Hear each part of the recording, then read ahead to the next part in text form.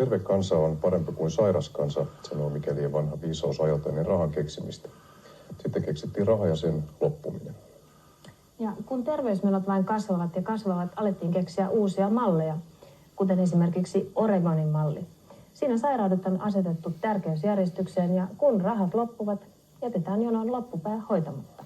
Pyhäjärvellä puolestaan otetaan mallia Uudesta-Seelannista, jossa sairaudet pisteytetään ja pisteiden mukaan pääsee hoitoon. Pyhäjärvi, kaivoskaupunki Suomen keskellä, 7000 asukasta, 20% työttömyys ja muuttotappiota joka vuosi. Nuoret lähtevät, vanhukset jäävät. Ja mä ostin sillä reissulla, kun olin siellä ja mä ajattelin, että nyt tyttö rupeaa tässä, kun ei muuten pysty liikkumaan, niin ei tätä ole voinut polkea. Eikä edes Airi Lipsosen asenteella pysäytetä Pyhäjärven vanhusten terveydenhoidon kulujen kasvua.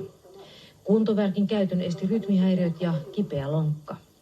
Eihän sillä pitkästi kävellä, mutta minä kuitenkin tässä pystyn kaikki työt tekemään tässä sisällä. Ja kyllä minä ajan autoa, niin minä autolla pääsen sitten. Ja ei ole leposärkyä. Siinähän se onkin. Ja siinä on se yksi säästämiskohde, että minä en lähde.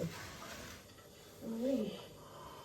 Tässä on meillä tämmöinen Pyhäjärven lehti, mikä ilmestyy täällä. Terveellä maalaisjärjellä ajateltuna tuntuu monta kertaa siltä, että mistä sitä rahaa riittää. Airi Lipsonen viittaa terveydenhoidon priorisointiin, jota Pyhäjärvelle parhaillaan puuhataan. Malli on Uudesta-Seelannista. Siinä sairauden oireet pisteytetään.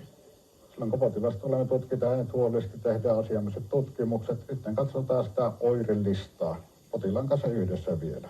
Minkä verran tämä käykö hän yöllä, niin joutuu eturausen takia käymään kerran vaan 5 kertaa virtsaamassa. Ja lasketaan pisteet yhteen ja todetaan, että nyt jää vielä pari pinnaa auki, että palataan asiaan ensi vuonna. Vähän niin kuin hiukan karrikoiden sanoo. Itsensä voisi toki hoidattaa, mutta omaan laskuun oireiden ollessa vähäiset. Priorisointi kohdistuu kalliisiin erikoishoitoihin, jotka vievät puolet Pyhäjärven terveysbudjetista. Aivan.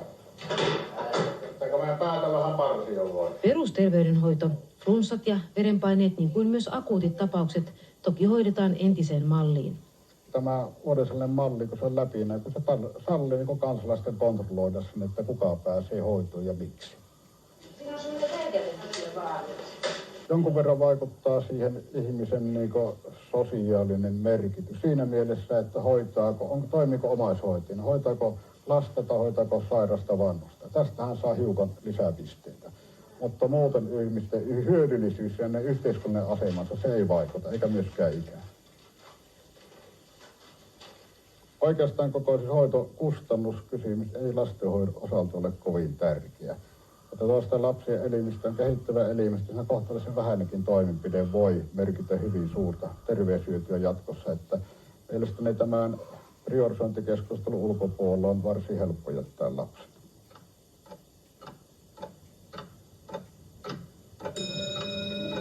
Jos kellä ei säre, niin ei kaaneen takia kannata leikkaukseen lähteä. Ei minusta ennen mitään mitsiä tule, vaikka eikä monesta muustakaan.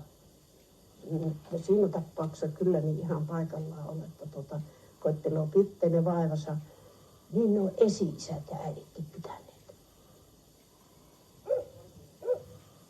Airi Lipsonenkin osallistui tupailtaan, jossa mallia esiteltiin kuntalaisille.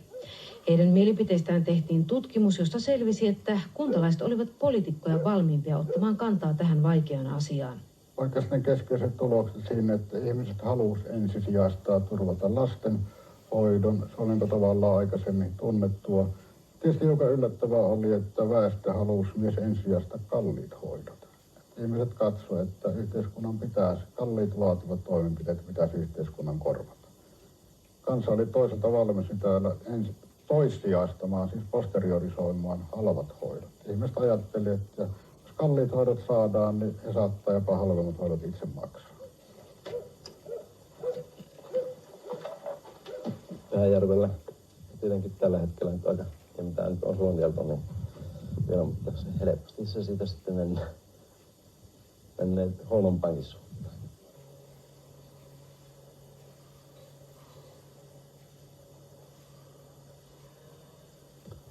Siitähän on sitten aina niin kun nyt on näitä kaikenlaisia supistuksia tehty, niin se on sitten helppo aina tehdä lisää.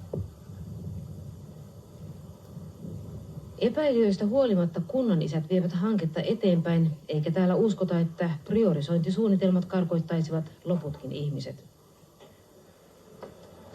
Näin. Kaupunginjohtaja tavattavissa. Tässähän vaan niin selkeästi nyt nämä asiat kartoitetaan ja tiedostetaan kuntalaisille. Eli